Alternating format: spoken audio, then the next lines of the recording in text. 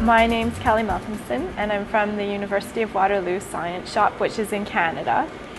And I just attended a session on community-based research, and we were talking about finding a balance between NGOs, students, and the higher education needs. And there were 3 speakers in it that talked about different aspects of that. So Jeff Will was the first one, and he was from Florida with the Center for Community Initiatives. And he was talking about how the students and the university and faculty and community all benefit in his Applied Research Center. My co-author, Tracy Milligan, actually could not come. My university's broke, so they aren't even paying my way. One of the best examples of our student engagement, because she started working for me 11 years ago and as a student assistant, and she's now a professional full-time assistant in my program. And Juliet Milliken from Brighton, she focused more on the different aspects of doing CBR for dissertations, so getting ethics, having to adapt the curricula to the community needs, and also whether or not to charge organizations. And that came up again at the end as an issue that we were discussing, the benefits and drawbacks of charging organizations. Since my involvement in the Living Knowledge Network, I've been keen to move students into more research work in addition to their practical work. Although there is a lot invested in partnership work, much of that is invested in the process of building partnerships and working together.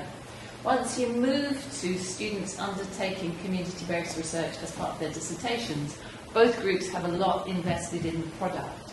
For students, it's their final dissertation, very often their master's dissertation, and they need to complete it. They can't complete it just from the reflective learning on the process. They need their dissertation written. For the community organisation who are investing in this, they want the results of the research. They don't want the student to drop out during the year because they've had something happen in their personal lives and not get the results of that research. And the last speaker, Iris, was from the science shop in the Tilburg University, and she's the coordinator there. And she was talking about the role of students and the importance in terms of being researchers and also mediators. Placed in a university, and then I will focus on motivated students, researchers and student mediators. It's, I think, huge learning for a student. I think it can be of great value to a community organisation who can't pay professionally for that research to be done. But it seems to me there are big pitfalls on both sides, that the time factor may mean the student can't complete their research, or the student may complete it not to the quality that the community organisation wants. And that's why we've decided not to charge them at the moment. But we may be forced to charge them just to cover our own costs in the future. If I want the students to be able to work for me and dedicate the time, I have to be able to pay them, and the only way I can pay them is to get money from a partner. But I find that students are more engaged if you pay them, because they have a stake. They know that they have a job. We've involved students in practical projects for which they can get credit. And then learning from those practical projects, as in many service learning projects, is on reflection on the piece of work they've undertaken, combined with reflection on their own personal values and what they want to do with their studies in the future.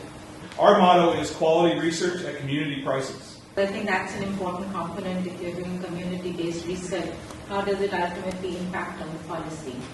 And the other question I had was, would it impact on your curriculum in any way to ensure that there is exposure of young people living within the community to know about the rest of the community that live alongside with them but they don't interact? You know you're hitting home whenever the assistant mayor wants you fired for your research on race relations in the community. I can imagine that the student says, well, it's my own dissertation, and I don't want to go to the organization, but they're just going to mangle, they're just going to influence me. Our ethos is not a service agenda, it is around mutual benefit, around recognising that students have a lot to learn from the community as well as a lot to offer. And so we try to balance both of those. I found sometimes with master's students, they're negotiating access in terms of doing research just by being a student disempowers them. I've had professional people come back to study who normally get access to a particular community because they are a professional in it, but because they're doing a master's and are seen as a student, they're no longer allowed access. So I think that also creates an additional difficulty. When you show a client a table with a bunch of numbers, their eyes glaze over. They want to see a box, bar chart or a pie chart or a line chart. They don't want to see a bunch of numbers. So teaching the students how to take the quantitative data and make it pretty is a very important skill for the real world. So I try to teach my students that.